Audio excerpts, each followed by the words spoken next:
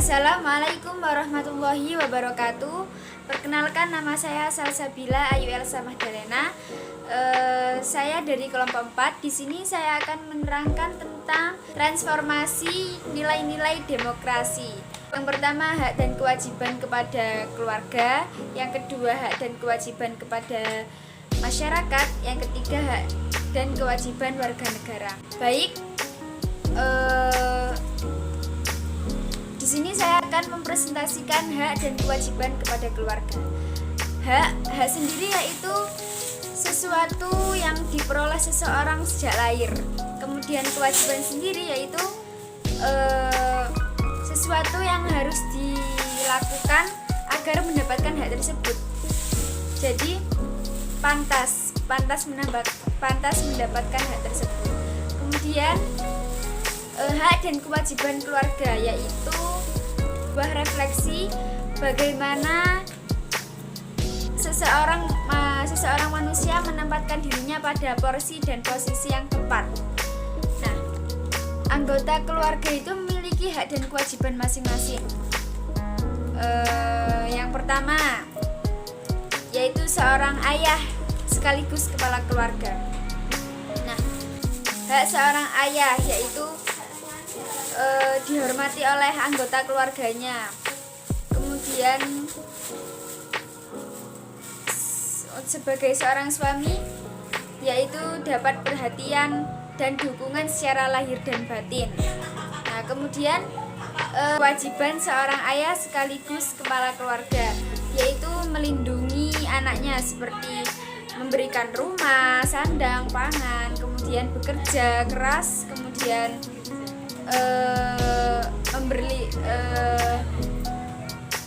memberikan didikan yang baik itu akhlak maupun agama. Kemudian memberikan kasih sayang kepada anggota keluarga. Yang ketiga itu hak dan kewajiban seorang anak. Yang pertama hak.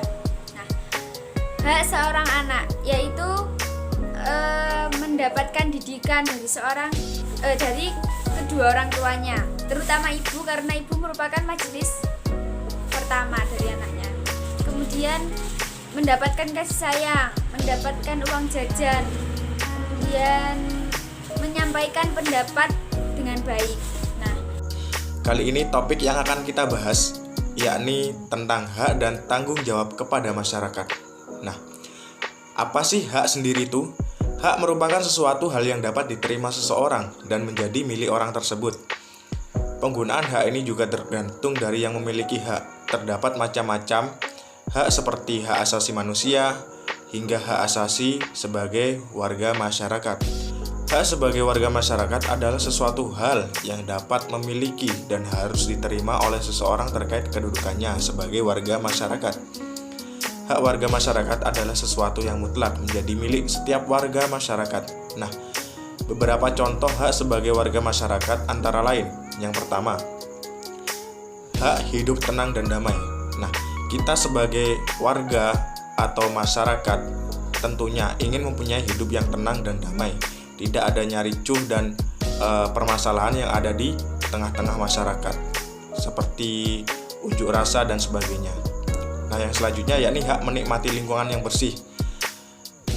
Kita di tengah-tengah masyarakat pasti suka yang namanya kebersihan. Nah, kita juga punya hak untuk menikmati lingkungan yang bersih. Nah, yang selanjutnya yakni hak mendapatkan perlindungan hukum dan hak mendapatkan pekerjaan dan penghidupan yang layak. Hak hidup tenang dan damai.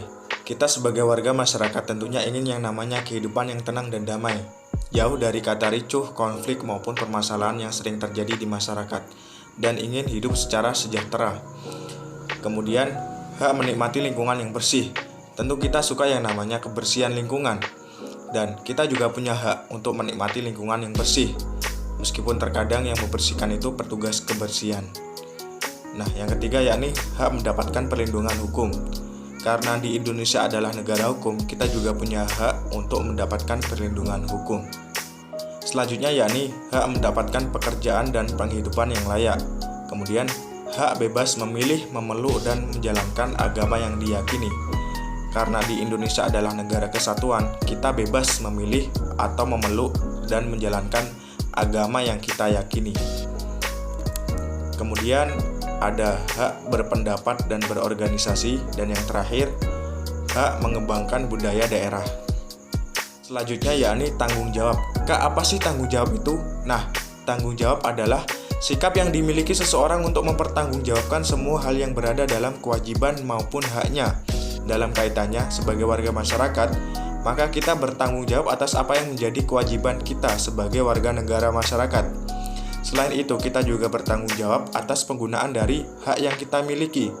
Berikut adalah contoh kewajiban kita sebagai warga negara yang kita lakukan di lingkungan masyarakat, yakni antara lain wajib menaati segala norma, peraturan, dan tata tertib yang berlaku. Kedua, wajib menjaga keamanan lingkungan tempat tinggal. Yang ketiga, wajib menjaga ketenangan dalam lingkungan tempat tinggal. Keempat, wajib mendahulukan kepentingan bersama di lingkungan masyarakat. Kelima, wajib menjaga dan mengupayakan lingkungan yang bersih dan sehat. Keenam, wajib bersikap adil, toleransi, dan mengembangkan nilai kekeluargaan dan gotong royong. Nah, mungkin itu saja yang dapat saya sampaikan. Untuk selanjutnya yakni kita masuk ke subbab materi hak dan kewajiban warga negara yang akan disampaikan oleh teman saya yang bernama Hirtan Kurnia Jannah.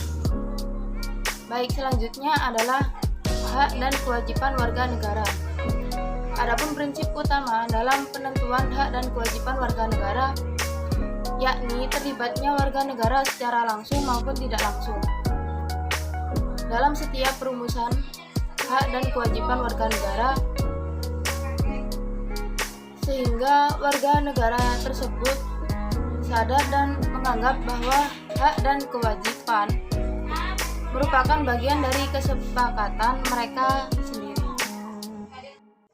Nah, hak dan kewajiban negara Indonesia telah tercantum dalam Pasal 27 sampai 34 Undang-Undang Dasar 1945. Berikut merupakan hak warga negara Indonesia. Yang pertama, hak dalam pekerjaan dan penghidupan yang layak. Yang kedua, hak dalam pembelaan negara. Yang ketiga, hak dalam berpendapat. Dan yang keempat, hak kemerdekaan dalam memeluk agama. Nah, kita sebagai masyarakat yang tinggal di suatu negara memiliki kewajiban sebagai warga negara Indonesia. Berikut merupakan kewajiban-kewajiban sebagai warga negara Indonesia. Yang pertama,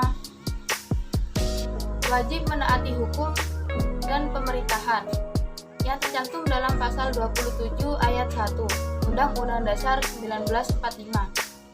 Yang kedua, wajib ikut serta dalam upaya pembelaan negara yang tercantum dalam pasal 27 ayat 3 Undang-Undang Dasar 1945.